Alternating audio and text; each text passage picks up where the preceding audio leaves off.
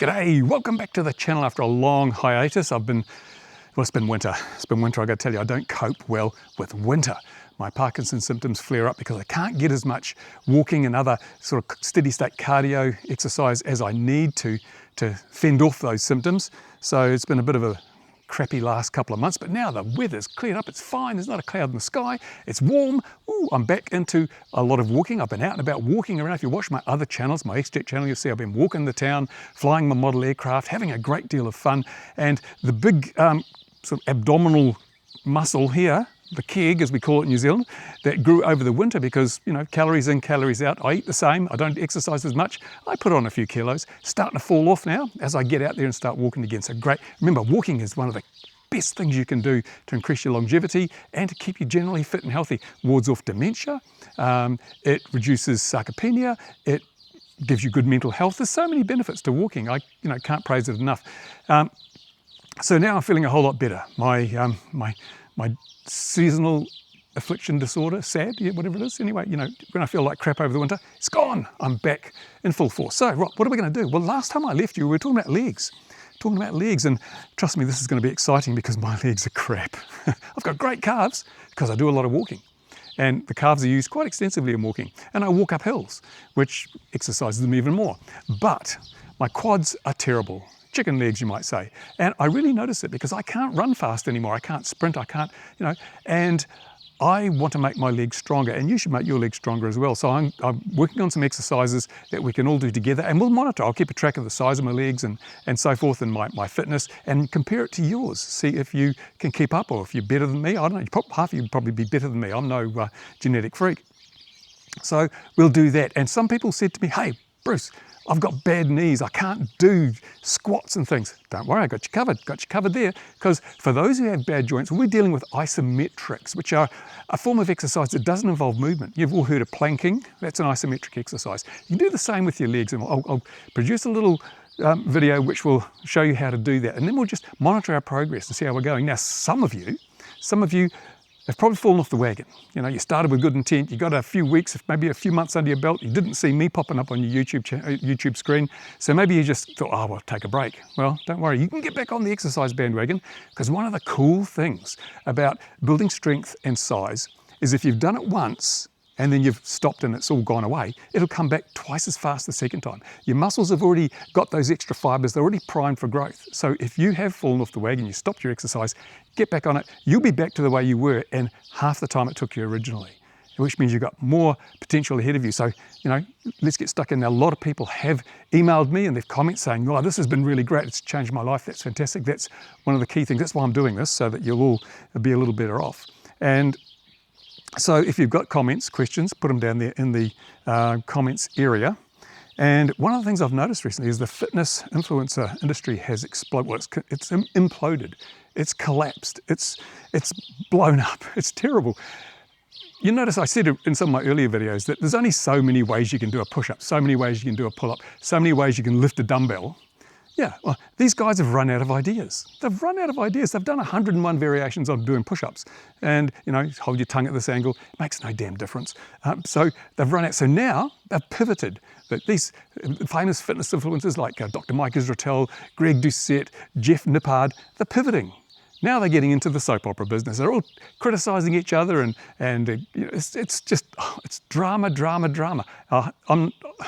I've unsubscribed from all those channels, and I hope you guys aren't here for drama, because there probably won't be any. Hopefully there won't be any. It's just good basic fundamental exercise advice. And the other thing is that this science-based lifting, science-based stuff, it seems to be also imploding, exploding, disappearing, because as I've tried to get across to you guys, you don't need to do special exercises. You don't need to have special supplements. You don't need to have anything special.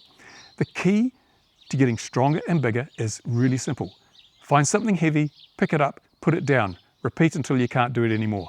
That's it. Now that's something heavy, maybe your body. You're doing push-ups, pull-ups, dips, that sort of thing, that's your body. When you get a bit further down the track, like I am now, you might find that your body's not heavy enough. I can do 35 body weight dips without breaking a sweat. And if you get to a point where, is this doing anything? No, it's not. It might be improving my endurance. So now when I do my dips, I have a weight belt. I have a belt that goes around my waist, and I hang 25 kilograms off it. That's 50 something pounds. And then I do my dips. Now I'm back to doing 8 or 10 dips before I can't do anymore. That's really working out. That's making my muscles work hard, and that's good. That's producing some gains. In fact, what I did over the winter when I couldn't walk is I thought, oh, let's just see how important this intensity of exercise is. We all know that there are several factors. There's the frequency, the volume, and the intensity. Those are the things that make up your exercise, and they all work together. The more you do, the better you get, so forth. But I wanted to find about intensity because I'm selling you this on the basis of 10 minutes, 3 times a week. You shouldn't have to do it 5, 6, 7 times a week. You shouldn't have to spend half an hour, just 10 minutes, 3 times a week. And that's all I've been doing. I haven't increased the amount of time I'm exercising, and I haven't increased the frequency with which I'm exercising. I've only increased the intensity. And by doing that, in the last 6 months, I've put on over 1/4 of an inch on my biceps. You might think 1/4 of an inch, that's not very much. Trust me, it's a hell of a lot when you are nearly 73 years of age and you've been doing this for 4 or 5 years. Amazing growth. I'd sort of plateaued. I wasn't getting any bigger for the last year or so. But then I decided I'll increase the intensity. So what did I do? Well, I've increased the amount of weight that I'm curling with dumbbells to 25 kilograms. It's 52 pounds or something. It's quite a bit of weight for a 72-year-old. And I've also gone not only to the point where I can't lift it anymore, I've gone to failure, but I've gone beyond failure. That increases the intensity enormously. So how do you go beyond failure? Well, I'll show you in an upcoming video how we do that, and that's produced the gain. So I've just sort of demonstrated through myself that it's intensity. Intensity is the thing that drives muscle growth. So, you know, if you're doing these exercises, you've got to remember to keep doing it till you can't do it anymore. It's called failure. If you don't, then you're going through the motions. And I think I've described this before, but I'll repeat for new viewers to the channel. The only exercise, the only reps that matter, the only repetitions, the only movements that matter are the last 2 or 3. All the other ones are just tiring out your muscles so that they reach the point where they can no longer achieve what you want them to do, because your body is a very conservative mechanism. If you can lift up a weight and put it down 10 times easily, nothing's going to change because your body says, oh, I'm strong enough to do that. However, if you pick up that weight until you can't pick it up anymore, it sends a message to your body that says you need to be stronger or have better endurance because you cannot do what you're being asked to do. And that causes the changes that produce increase in strength and size. So I've increased that signal to my muscles and they grew just as predicted. Fantastic. I don't want to get any bigger. I don't really want to get any stronger. I'm quite happy to stay where I am. So I'm just going to leave my program as it is. I'll just do what I've been doing because my body will say, oh, I can do that, so I'll stay as I am. Anyway, that's pretty simple stuff. Now, if you've got questions, put them in the questioning bit down here because I want to do a Q&A. A lot of questions, people have a lot of questions. I want to answer them if I can. And people have asked, for example, what supplements do you take? You know, and they're simple. I take only 2 things. I have creatine monohydrate. I take that for 2 reasons. First of all, it does make a difference to your ability to pick up heavy things and put them down. You can get an extra rep or so in. That means you can get those muscles even more tired, and that means they grow a little bit better. So creatine's fantastic. Also, because I have Parkinson's, creatine is a brain food as well, and it makes quite a difference to me in terms of how my brain functions. I notice I've got much clearer thought.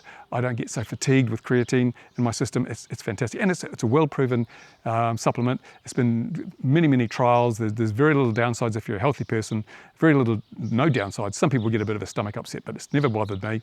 I take 5 grams a day. That's all I take, and I take whatever's the cheapest on the day. You know, there's all sorts of different types of creatine. Find the cheapest one. As long as it's, you know, certified, as long as it's been tested and you know it's creatine, just take that. Just take it. And I just dry scoop of powder, teaspoon of it in the morning, wash it down with cranberry juice, bingo, done. That's it, me for the day.